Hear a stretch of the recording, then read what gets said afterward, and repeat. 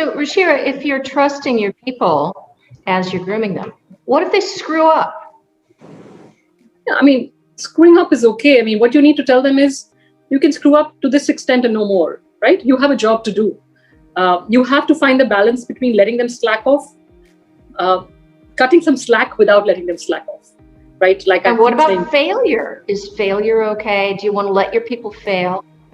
You have to let them fail if you want them to succeed, but you need to say that explicitly. And so often, fail early and fail often to succeed sooner. Absolutely. But that needs to be clearly articulated. And often what we think is micromanagement is just a lack of trust. You haven't articulated that it's okay to fail, that you have my back and that I'm going to support you.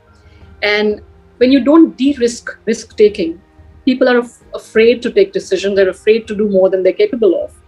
And then you believe that you have a set of employees that need constant hand-holding. So we need to change that dynamic. Let them fail fast, let them learn from an iteration of success and failure. But you can't keep failing all the time. So if I'm your coachee and I come to you and say, oh God, I failed, you're not just going to say to me, okay, forget about it, move on, it's okay. No. You're going to say, hey, what are we going to learn from this? See, I'd like to ask, go ahead. I just say that failure is important, mistakes are important, but you need to be very clear about where you draw the line. And you need to be very clear in your communication that I'm here to support you and you will fail and I will be there to pick you up again. But there are only that many times that you're going to do it. So, and let's try to fail cheaply. Let's try to learn cheaply and fail a little. Fail fast. Yes, absolutely. Now, part of that question I found amazing. It was asking, how do we get our top performers to be coaches? But are your top performers usually your best coaches? The book talks about that in great I know. I read it. That's why I'm asking you the question. I know you got the answers. Yeah, but it's a very long-winded answer, so I'm trying to compress it, right? Time and again, whether it's sports or the corporate world, our best performers actually don't make the best leaders. They don't make the best leaders because they're not great coaches. Because, as I was saying earlier, our best and brightest can't automatically morph into these leaders. We just assume because they're so good at their craft, they will automatically be good at leading people. Remember, even the best need to be coached and nurtured so they can coach others. That's the biggest thing. We don't coach them.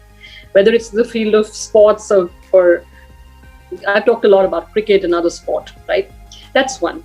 The other is when we give our best and brightest, our blue-eyed people, inordinate amounts of resources and power and make them believe that they're invincible, like an Uber or an Enron, and they can do no wrong, it becomes a sense of entitlement, not responsibility. Leadership is a huge responsibility. You have to take people along in the journey. You have to take them with you, right? And when you start believing it's an entitlement, that changes the dynamic. Because all the sort of traits, ambition and passion that was great when you were a fantastic individual performer, does not translate to great leadership. Leadership needs a few other things. It needs empathy. It needs collaboration. It needs better communication. And we never taught these people how to do it. We've just been telling them, hey, you're fantastic. There, bonus, hey, promotion. So there's a huge dichotomy in there in terms of your best and brightest not automatically morphing into your best and brightest leaders. So to be a star and to be a leader is not necessarily the same thing. Mostly it isn't, in fact. There are aberrations. There are other reasons as well, right? I've talked about the cricketing superstar, and he is, I think, till date, perhaps the best leader, the best individual performer we've ever had in the world of cricket. It's a book commissioned in India, so you need something that binds us all. Now, Sachin Tendulkar is the best that the game has ever seen, but his captaincy is largely forgotten. Now, his dilemma is different. He wasn't somebody who was he was ambitious, but he didn't want the burden of captaincy. We didn't groom him. We didn't coach him to be that captain. We said, hey, you're the best that we have, and you will be you will be our next captain. He was reeling under the burden of his own performance and taking people along in the journey. It didn't come to him naturally.